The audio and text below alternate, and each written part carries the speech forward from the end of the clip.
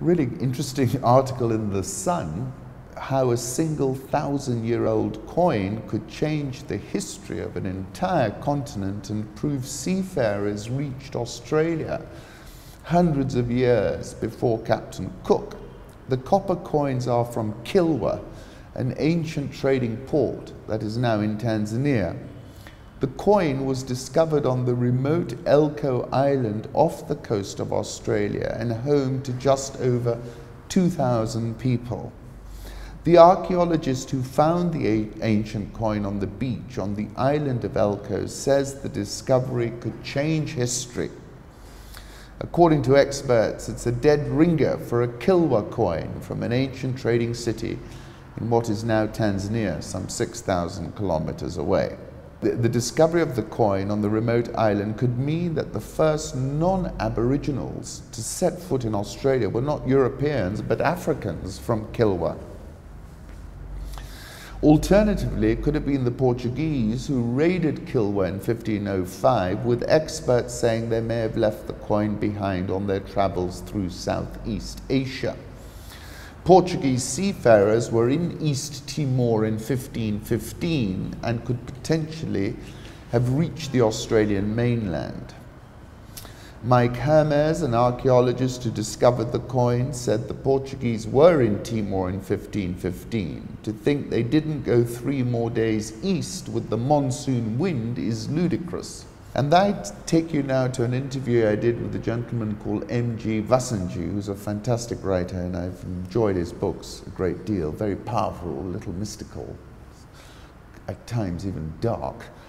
Sometimes it's hard to remember, he said, of Kilwa. I think I had the town of Kilwa in mind, having read about it.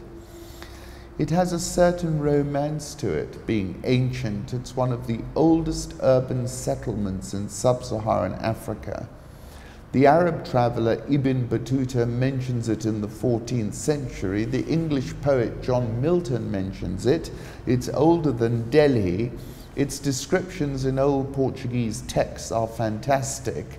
Then there was the mystique of magic, which is very strong in Tanzania.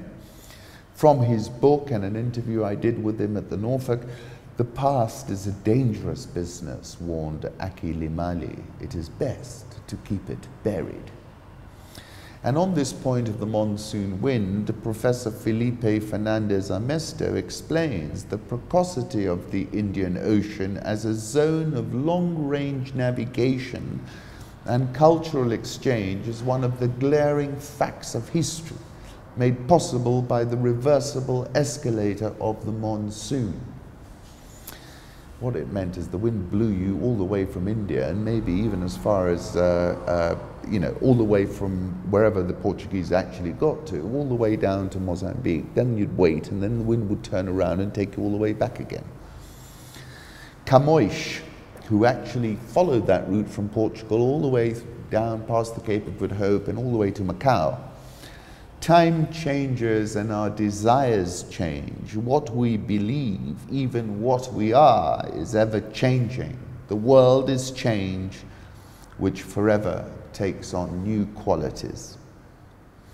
This is an interview with Maria João Lopo de Carvalho about Luís de Camões and her book, which followed his 16th century journey from Portugal to Macau. Fantastic and fascinating story.